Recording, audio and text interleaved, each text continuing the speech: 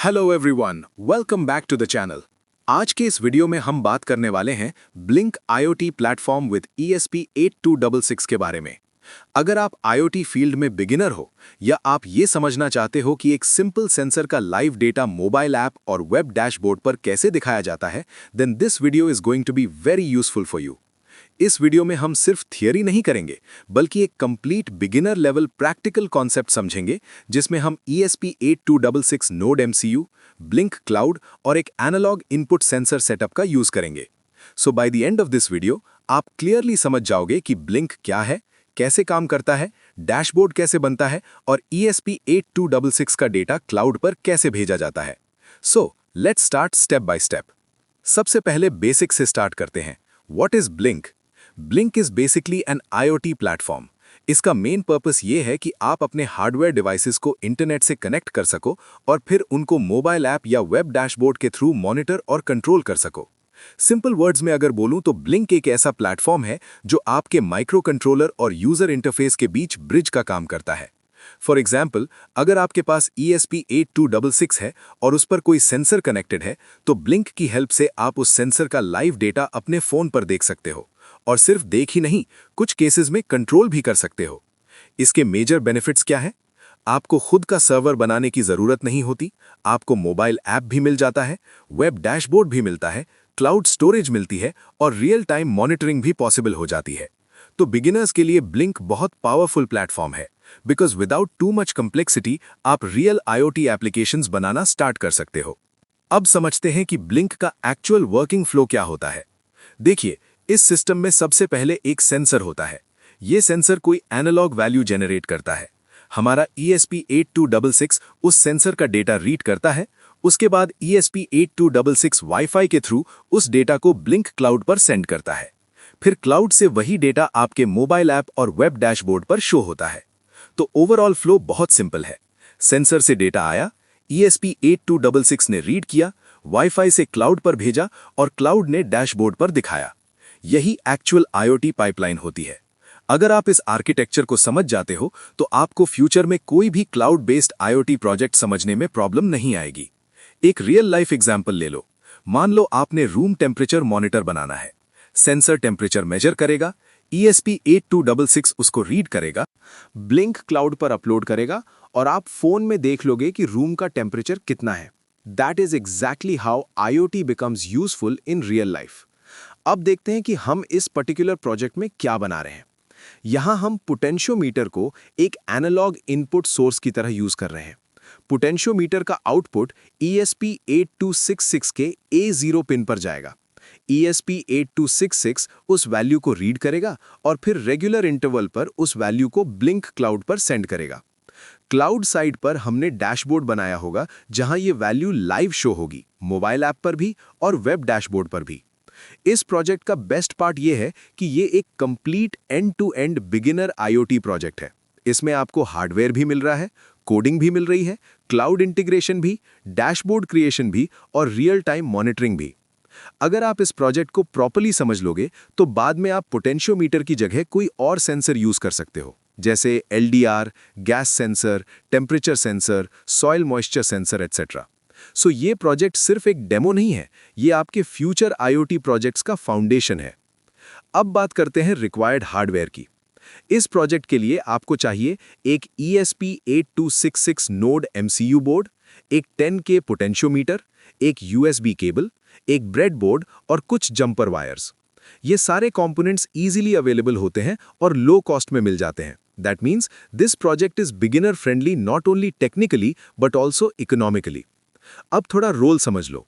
Node MCU हमारा controller है, potentiometer sensor input की तरह काम करेगा, ब्रेडबोर्ड और जंपर वायर्स कनेक्शन के लिए यूज होंगे, USB केबल से बोर्ड को पावर भी मिलेगी और कोड अपलोड भी होगा। पोटेंशियोमीटर यूज करने का रीजन भी वेरी स्मार्ट है, बिकॉज इसमें आप नॉब घुमाकर इंस्टेंटली वैल्यू चेंज देख सकते हो।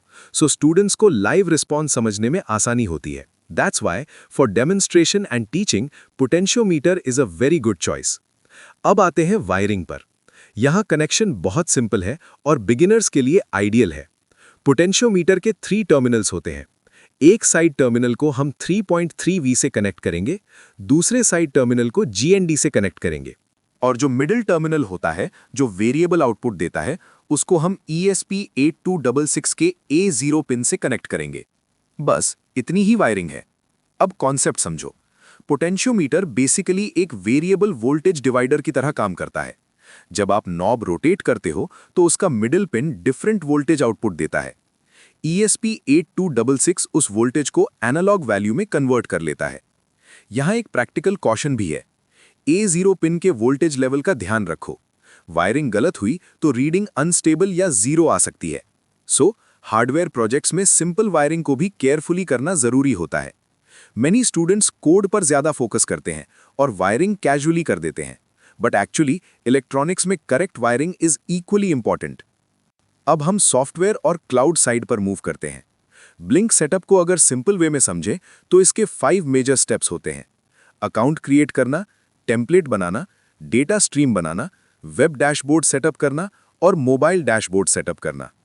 अब बिगिनर्स के लिए सबसे इंपॉर्टेंट बात यह है कि blink directly random data show नहीं करता। पहले आपको उसका स्ट्रक्चर बनाना पड़ता है। मतलब पहले आप डिफाइन करोगे आपका हार्डवेयर क्या है, कनेक्शन टाइप क्या है, कौन सा डेटा क्लाउड पर भेजना है, किस वर्चुअल पिन पर भेजना है और डैशबोर्ड पर कैसे दिखाना है। अगर ये फ्लो समझ आ गया तो ब्लिंक बहुत ईजी लगने लगेगा।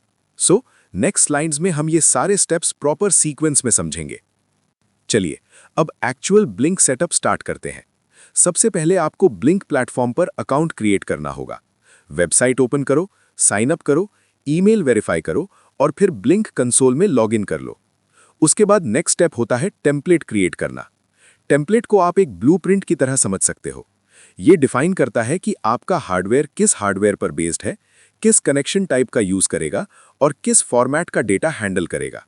फॉर एग्जाम्पल, यहाँ टेम्पलेट क्रिएट करते टाइम हम हार्डवेयर सिलेक्ट करेंगे ESP8266 and connection type WiFi. एक important practical point, template ID और रिलेटेड डिटेल्स को नोट कर लेना चाहिए, बिकॉज लेटर ये कोड में यूज होती हैं। तो remember this, account is for platform access, template is for project structure. अब आते हैं एक बहुत ही इंपॉर्टेंट कॉन्सेप्ट पर, वर्चुअल पिन्स। ये कॉन्सेप्ट बिगिनर्स को इनिशियली कंफ्यूज करता है, but once you understand it, everything becomes much easier. देखिए, फिजिकल पिन वो होती है जो एक्चुअल हार्डवेयर पर होती है, जैसे A0, D1, D2। लेकिन वर्चुअल पिन जैसे V5, V1, V10 ये हार्डवेयर पिन्स नहीं होती। ये ब्लिंक क्लाउड के अंदर लॉजिकल डेटा चैनल्स होते हैं। मतलब क्या? सेंसर फिजिकली A0 से कनेक्टेड है। ESP8266 उस सेंसर को A0 से रीड करेगा, बट जब हमें उस वैल्यू को ब्लिंक डैशबोर्ड पर भेजना होगा, तब हम उस वैल्यू को किसी वर्चुअल पिन पर सेंड करेंगे, for example V5। So A0 equals real hardware input, V5 equals cloud data channel. ये बहुत इंपॉर्टेंट डिफरेंस है। अगर आप इसको सिंपल लाइन में याद रखना चाहो तो फिजिकल पिन से डेटा रीड होता है, वर्चुअल पिन पर डेटा शो होता है। Once this is clear, Blynk का सेटअप काफी सिंपल हो जाता है। अब हमें ब्लिंक में डेटा स्ट्रीम क्रिएट करना होता है। डेटा स्ट्रीम बेसिकली वो एंट्री होती है जो क्लाउड को बताती है कि किस टाइप का डेटा आने वाला है। यहां हम एक डेटा स्ट्रीम क्रिएट करेंगे जिसका नेम हो सकता है सेंसर वैल्यू। उसका पिन होगा V5। डेटा टाइप होगा इंटिजर।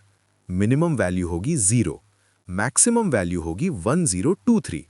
अब ये वैल्यूज क्यों? Because ESP8266 analog reading generally 0 to 1023 तक होती है, और बिकॉज ये होल नंबर्स होते हैं तो इंटिजर डेटा टाइप अप्रोप्रिएट है। अगर आप डेटा स्ट्रीम कॉन्फ़िगरेशन गलत कर दोगे तो डैशबोर्ड पर डेटा करेक्टली शो नहीं होगा। सो ये स्टेप बहुत केयरफुली करना होता है। और after creating data stream, always remember to save and apply the settings. कभी-कभी स्टूडेंट्स डेटा स्ट्रीम बना देते हैं बट सेव नहीं करते, and then they think code has issue. So always verify configuration. अब आता है most interesting part, dashboard design. Blynk का एक स्ट्रॉन्ग फीचर ये है कि आप सेम डेटा को डिफरेंट स्टाइल्स में विजुअलाइज कर सकते हो। फॉर एग्जाम्पल, वेब डैशबोर्ड पर आप चार्ट विजेट यूज कर सकते हो ताकि आपको ट्रेंड दिखे। आप गेज विजेट यूज कर सकते हो ताकि डेटा मीटर जैसा लगे। आप वैल्यू डिस्प्ले विजेट यूज कर सकते हो ताकि एग्जैक्ट न्यूमेरिक वैल्यू शो हो। मोबाइल ऐप डैशबोर्ड भी इसी तरह काम करता है। सेम क्लाउड डेटा को फोन पर यूजर फ्रेंडली फॉर्म में शो करता है। यहाँ इंपॉर्टेंट बात यह है कि डैशबोर्ड फैंसी बनाना गोल नहीं है। गोल ये है कि डेटा इजी टू अंडरस्टैंड हो। फॉर एग्जाम्पल, अगर आप चार्ट देखोगे तो टाइम के साथ वेरिएशन समझ आएगा। गेज देखोगे तो क्विक सेंस मिल जाएगा हाई या लो का। न्यूमेरिक वैल्यू देखोगे तो एग्जैक्ट रीडिंग मिल जाएगी। So dashboards are not just visual tools, they are interpretation tools. अब चलते हैं कोडिंग एनवायरनमेंट सेटअप की तरफ। सबसे पहले आपके सिस्टम में आर्डुइनो आईडीई इंस्टॉल्ड होना चाहिए। उसके बाद प्रेफरेंसेस में जाके ESP8266 बोर्ड URL ऐड करनी होती है। देन बोर्ड मैनेजर ओपन करके ESP8266 पैकेज इंस्टॉल करना होता है। उसके बाद ब्लिंक लाइब्रेरी इंस्टॉल करनी होती है। और एक इंपॉर्टेंट पॉइंट, टूल्स मेन्यू में बोर्ड सिलेक्शन करेक्ट होना चाहिए। नॉर्मली यहाँ node MCU 1.0 ESP12E module select किया जाता है। ये स्टेप्स बेसिक लग सकते हैं, बट एक्चुअली ये बहुत क्रिटिकल है, क्योंकि लाइब्रेरी मिसिंग हुई, बोर्ड रॉन्ग हुआ या पैकेज इंस्टॉल नहीं हुआ तो कोड कंपाइल या अपलोड ही नहीं होगा। सो स्टूडेंट्स को मैं एक एडवाइस दूंगा, बिफोर कोडिंग सेटअप को 100% कंप्लीट करो, because a strong setup saves a lot of debugging time later. अब हम आते हैं कोड एक्सप्लेनेशन पर, जो इस प्रोजेक्ट का हार्ट है। कोड का first part generally blink related details define करता है, जैसे टेम्पलेट आईडी, ऑथ टोकन और वाईफाई क्रेडेंशियल्स। उसके बाद रिक्वायर्ड लाइब्रेरीज इंक्लूड होती हैं, वाईफाई और ब्लिंक लाइब्रेरीज। देन हम एक टाइमर ऑब्जेक्ट बनाते हैं जो फिक्स्ड इंटरवल पर फंक्शन को कॉल करेगा। अब मेन लॉजिक क्या है? एक फंक्शन बनेगा जो A0 से एनालॉग वैल्यू रीड करेगा।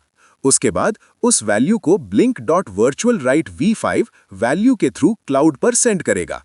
सेटअप फंक्शन में बोर्ड इनिशियलाइज होता है, सीरियल कम्युनिकेशन स्टार्ट होती है, ब्लिंक कनेक्ट होता है और टाइमर सेट होता है। लूप फंक्शन में दो वेरी इंपॉर्टेंट थिंग्स कंटिन्यूअसली चलती रहती हैं, blink.run एंड timer.run। अगर इन दोनों को आप लूप में प्रॉपरली रन नहीं करोगे तो कम्युनिकेशन और टाइम्ड अपडेट्स दोनों अफेक्ट होंगे। सो सिंपल कोर लॉजिक है, read sensor, send value to V5, keep Blynk alive, repeat continuously. ये कोड बिगिनर्स के लिए बहुत अच्छा एग्जाम्पल है, बिकॉज इसमें हार्डवेयर इनपुट, क्लाउड कम्युनिकेशन और टाइम्ड एग्जीक्यूशन तीनों का कॉम्बिनेशन मिलता है। अब बात करते हैं कोड अपलोड करने और प्रोजेक्ट टेस्ट करने की। सबसे पहले बोर्ड को USB केबल से कनेक्ट करो, फिर आर्डुइनो IDE में करेक्ट कॉम पोर्ट सिलेक्ट करो, बोर्ड सिलेक्ट करो, कोड वेरीफाई करो और फिर अपलोड कर दो। अपलोड होने के बाद सीरियल मॉनिटर ओपन करो। अगर सब कुछ सही कॉन्फ़िगर्ड है तो आपको blink connection related successful message दिख जाएगा। अब टेस्ट कैसे करना है? पोटेंशियोमीटर का नॉब घुमाओ, A0 रीडिंग चेंज होगी, ESP8266 न्यू वैल्यू क्लाउड पर भेजेगा और डैशबोर्ड पर रियल टाइम रीडिंग अपडेट होगी। That is the most satisfying part, because यहाँ आपको लाइव फील होता है कि hardware and cloud are actually talking to each other. अगर प्रॉब्लम आए तो सिस्टमैटिकली चेक करो, वाईफाई क्रेडेंशियल्स सही हैं या नहीं, ऑथ टोकन करेक्ट है या नहीं, डेटा स्ट्रीम V5 पर कॉन्फ़िगर्ड है या नहीं, A0 वायरिंग सही है या नहीं, com port and board correct है या नहीं। ट्रबल शूटिंग को पैनिक मोड में मत लो। इलेक्ट्रॉनिक्स और IoT प्रोजेक्ट्स में डीबगिंग इज नॉर्मल। अब फाइनली देखते हैं कि इस प्रोजेक्ट से आपने क्या-क्या सीखा।